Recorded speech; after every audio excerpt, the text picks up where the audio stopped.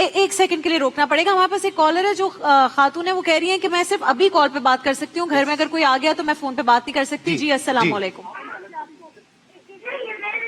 السلام علیکم. ہلو جی السلام علیکم. ہلو. میں نے بہت ریکویسٹ کی ہے کہ میرے گھر پہ کوئی آ گیا تو میں بات نہیں کر پاؤں گی. جی آپ کو سن پا رہے ہیں؟ السلام علیکم. میرے خیال ڈسکنیکٹ ہو گئی. ہیلو السلام علیکم. وعلیکم جی السلام. وعلیکم ہم آپ کو السلام. سن سکتے ہیں, بولیے کیا بات ہے. آپ ٹی وی کا وعلیکم والیوم السلام، والیوم کیسی بند ہیں کر آپ؟ دیں, ٹی وی کا والیوم کم کر دیں. بالکل ٹھیک ہوں. آپ ٹی وی کی آواز کم کر دیں اور آپ پھر مجھ سے میرا بات کریں. یہ مسئلہ ہے نا کہ میرا شوہر جو ہے تو بہت زیادہ شوہر کیا کرتا ہے؟ میرے شوہر جو ہے تو وہ کوئی کام کاج نہیں کرتا ہے نا, اور وہ نشے بھی کرتا ہے.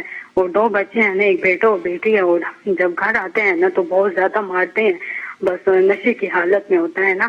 تو مجھے اگر وہ مجھے بہت زیادہ مارے پیٹے تو کیا اگر میرا آگے سے ہاتھ اٹھ جائے یا کچھ ایسا کچھ ہو جائے تو کیا اس میں کوئی گناہ ہے؟ اور دوسری بات یہ ہے کہ وہ ترکی جاتا ہے تو کوئی ایسا وظیفہ بتائیں, اس نے یہاں پہ کوئی کام نہیں کیا تو باہر کیا کام کرے گا؟ صحیح ہے, پوچھ لیتے ہیں. ٹھیک ہے, آپ اپنا خیال رکھیں, اللہ تعالیٰ آپ کی حفاظت کرے.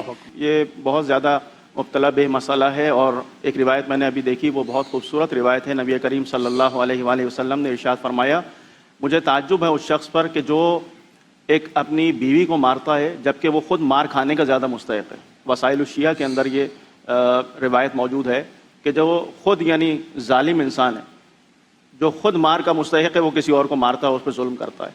تو ملعون ہے وہ شخص کہ جو اپنے اہل و عیال کا حق ضائع کرتا ہے. یہ نبی کریم صلی اللہ علیہ وآلہ وسلم کا فرمان ہے. اور مولا علی علیہ السلام کی اگر ہم سیرت کو دیکھتے ہیں تو مولا کی سیرت یہ ہے کہ گھر کے کام کاج میں ہاتھ بٹاتے تھے.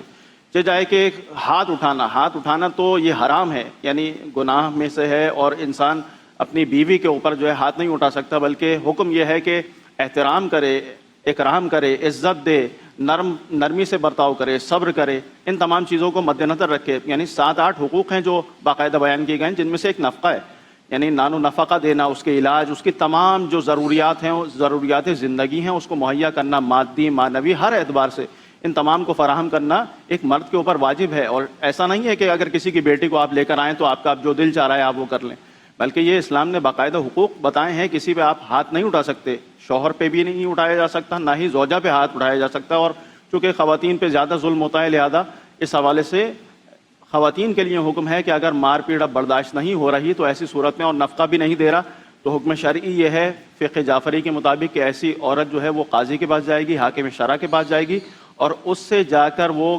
یعنی اس کے تھرو شوہر کو مجبور کروائے گی کہ نان و نفقہ دے. اور اگر پھر بھی نان و نفقہ نہیں آتا, پھر اس صورت میں اسے یہ اجازت ہے کہ حاکم شرع کے پاس آئے اور حاکم شرع سے طلاق کا مطالبہ کرے کہ مجھے اس شخص کے ساتھ